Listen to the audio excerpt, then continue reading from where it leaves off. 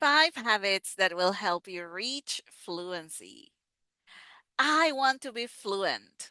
That's the most common phrase that I get when a new student contacts me for classes. If I would get $1 each time someone tells me that, I would be rich by now. However, fluency comes with work. Probably you have heard this comparison many times before, but I guess there's no better example. Getting fluency for a person learning a new language is like winning a competition for an athlete. They have to train every single day for many hours, and sometimes for years before achieving that goal.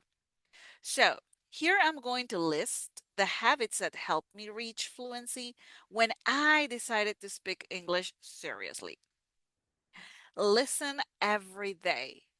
First, I change my phone and I will add here all my devices to English. Also, I started watching TV in English without captions. This allowed me to get my ear used to how English sounds. I watched everything, not only TV shows that I liked, but even the news. That also helped to get a variety of new words, but I didn't study list of words. But that's something I will go over later. Listen to music, podcasts, and if you watch TV, then watch those channels in English. You can use captions in English to help you with unknown words. Speak or repeat. If you're like me, that I was learning English in a non English speaking country, the work is a little more difficult because if you don't try to make those sounds that you listened, then it's going to be more difficult achieving fluency.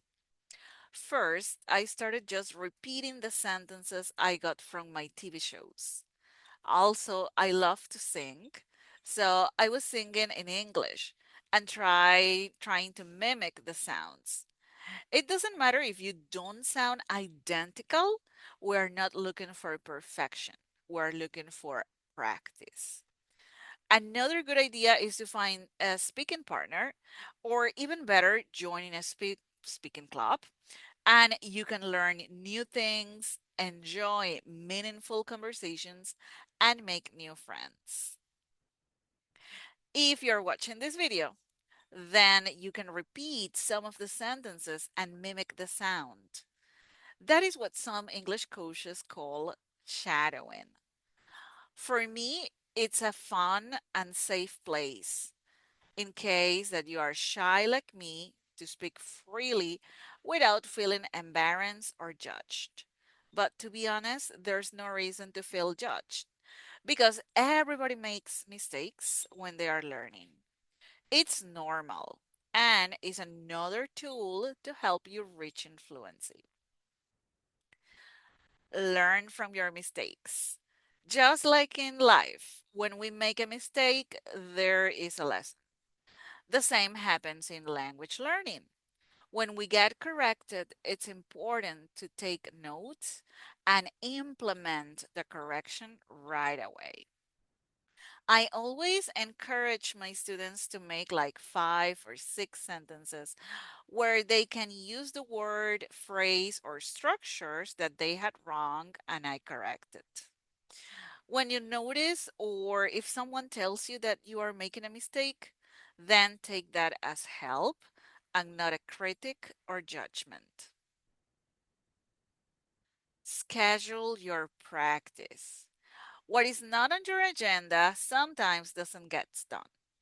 So, whenever you're planning your day or your week, include at least 30 minutes of practice besides your regular classes in case that you are taking classes. If you are not taking classes, then you can schedule more time. Use that time you spend scrolling on social media to practice by reading or listening on accounts in English. Then practice your vocabulary or speaking with the content that you just saw. Number five, it's reading. And if possible, listen while you read. Reading can help you acquire more vocabulary, useful phrases, and idioms at least 3 times a week. Include reading in your English practice. Read books, posts, articles, whatever you can. Those contents we see on social media or websites normally use real life English, and that's the language we're looking for. Also, if you find audiobooks or podcasts that include transcripts where you can read while listening, that's a great tool, just like this video. If you have tried any other tool or would like to contribute, feel free to leave your comment. We all are here to learn.